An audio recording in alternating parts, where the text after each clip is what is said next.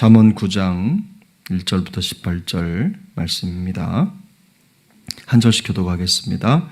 지혜가 그의 집을 짓고 7 기둥을 다듬고 짐승을 잡으며 포도주를 혼합하여 상을 갖추고 자기의 여종을 보내어 성중 높은 곳에서 불러 이르기를 어리석은 자는 이르기를 또 지혜 없는 자에게 이르기를 너는 와서 내 식물을 먹으며 내 혼합한 포도주를 마시고 어리석음을 버리고 생명을 얻으라. 명철의 길을 행하라 하느니라. 거만한 자를 징계하는 자는 도리어 능욕을 받고 악인을 책망하는 자는 도리어 흠을 잡히느니라. 거만한 자를 책망하지 말라. 그가 너를 미워할까 두려우니라. 지혜 있는 자를 책망하라. 그가 너를 사랑하리라. 지혜 있는 자에게 교훈을 더하라. 그가 더욱 지혜로워질 것이요 의로운 사람을 가르치라. 그의 학식이 더하리라. 여호와를 경외하는 것이 지혜의 근본이요 거룩하신 자를 아는 것이 명철이니라.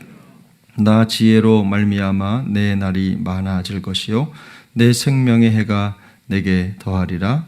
내가 만일 지혜로우면 그 지혜가 내게 유익할 것이나 내가 만일 거만하면 내 홀로 해를 당하리라. 미련한 여인이 떠들며 어리석어서 아무것도 알지 못하고 자기 집문에 앉으 성읍 높은 곳에 있는 자리에 앉아서 자기 길로 바로 가는 행인들을 불러 이르되 어리석은 자는 이리로 돌이키라. 또 지혜 없는 자에게 이르기를 도둑질한 물이 달고 몰래 먹는 떡이 맛이 있다 하는도다. 오직 그 어리석은 자는 죽은 자들이 거기 있는 것과 그의 객들이 깊은 곳에 있는 것을 알지 못하느니라. 아멘. 오늘 잠언 9장은 지혜와 어리석음을 비교해서 보여주는 아주 재미있지만 현학적이지만 매우 강력한 메시지를 담고 있습니다. 9장 1절부터 6절까지는 지혜에 대한 면을 묘사하고 있고 또 13장부터 마지막 18절까지는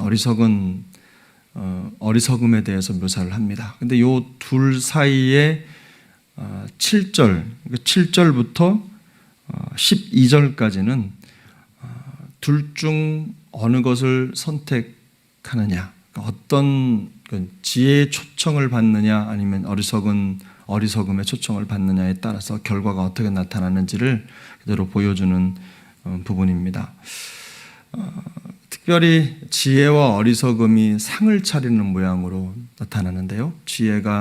지혜도 한 여인으로 표현이 되고 어리석음도 또 미련한 여인이라는 단어로 표현이 됩니다. 상을 차리는데 지혜도 짐승을 잡고 혼합한 포도주를 준비하고 풍성하게 상을 차려서 사람을 초청합니다. 뿐만 아니라 어리석음도 상을 차려서 사람들을 초청하는데 우리 본문을 보면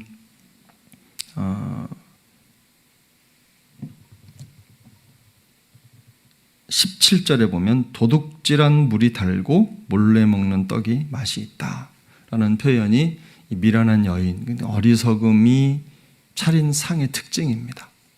그래서 이걸 중심으로 내용이 전체적으로 전개가 되는데 지혜를 표현할 때 지혜에 반응하는 사람들의 모습을 가만히 들여다보면 아주 간단합니다. 왜냐하면 책망을 어떻게 생각하느냐, 그 책망을 받았을 때 그 책망을 통해서 배울 수 있느냐 배우지 못하느냐 8절이죠.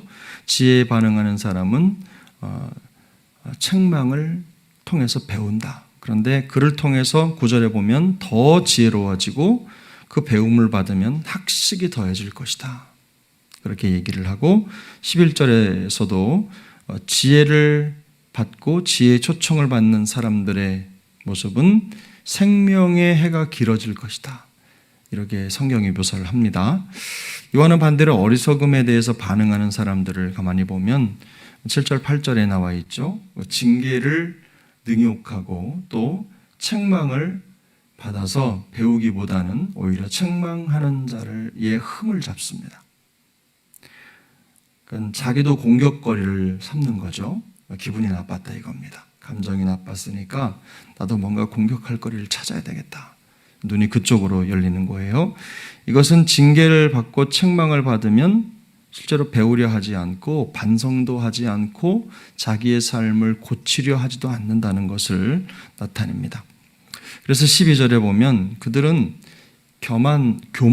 거만하고 교만해서 결국은 해를 당하게 될 것이다 라는 것이 오늘 성경의 묘사입니다. 사실 이런 가르침에 대해서는 우리가 모르는 게 아니잖아요. 우리는 이미 다 알고 있습니다.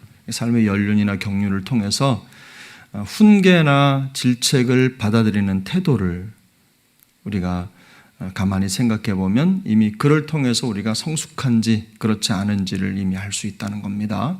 이게 누구도 모르는 이야기, 생소한 이야기를 전하는 게 아닙니다. 충분히 잘 알고 있어요.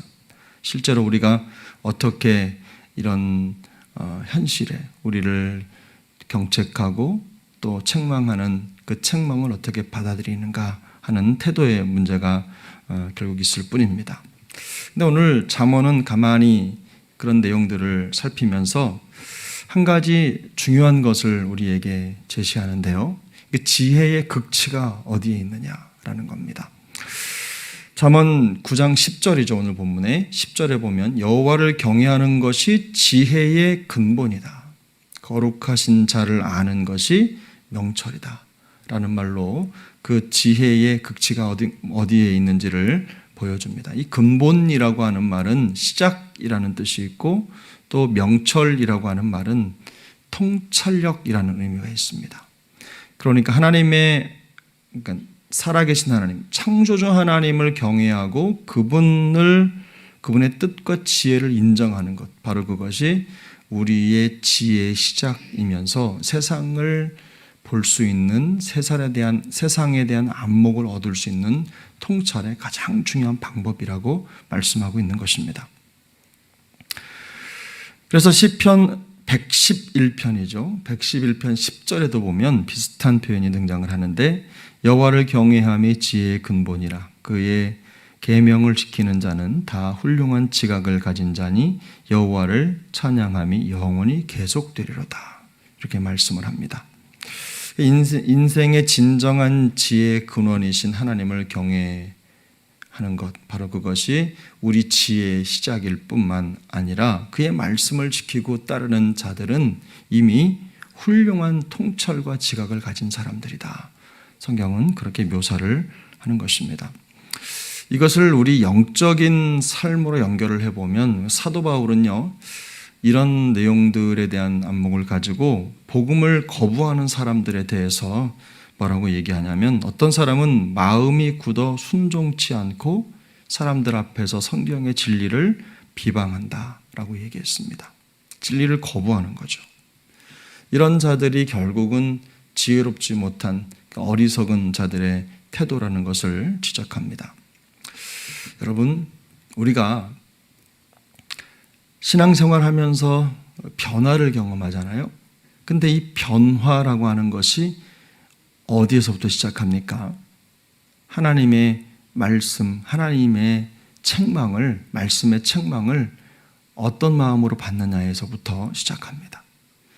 말씀이 우리에게 진리가 우리를 책망할 때 그 책망에 대한 우리의 태도를 어떻게 갖느냐에 따라서 우리가 깊은 변화를 경험할 수도 있고 마음이 더 강팍해질 수도 있고 그 양갈래의 길을 가게 되는 것입니다.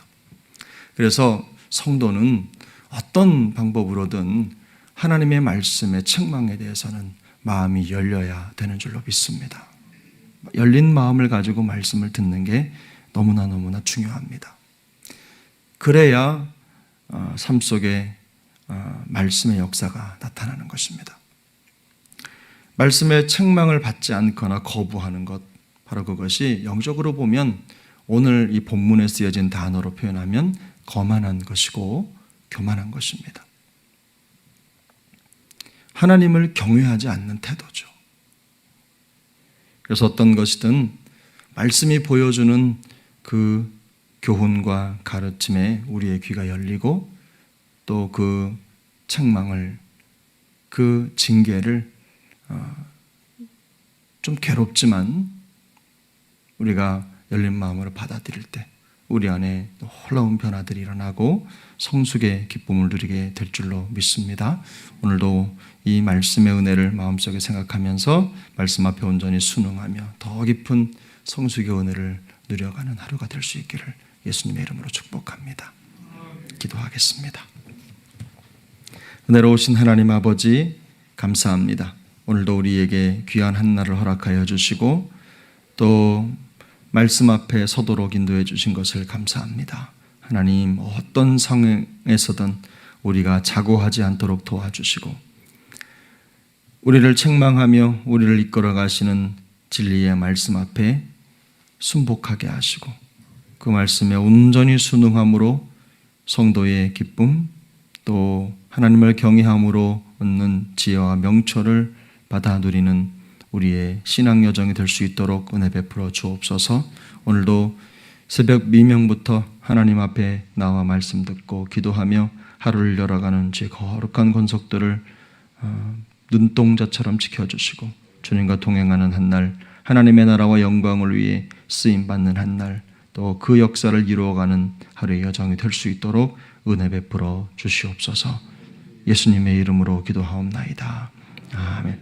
하늘에 계신 우리 아버지여, 이름이 거룩히 여김을 받으시오며 나라가 임하시오며 뜻이 하늘에서 이루어진 것 같이 땅에서도 이루어지이다. 오늘 우리에게 일용할 양식을 주시옵고 우리가 우리에게 죄 지은 자를 사하여 준 것 같이 우리 죄를 사하여 주시옵고 우리를 시험에 들게 하지 마시옵고 다만 악에서 구하옵시옵소서. 나라와 권세와 영광이 아버지께 영원히 있사옵나이다. 아멘.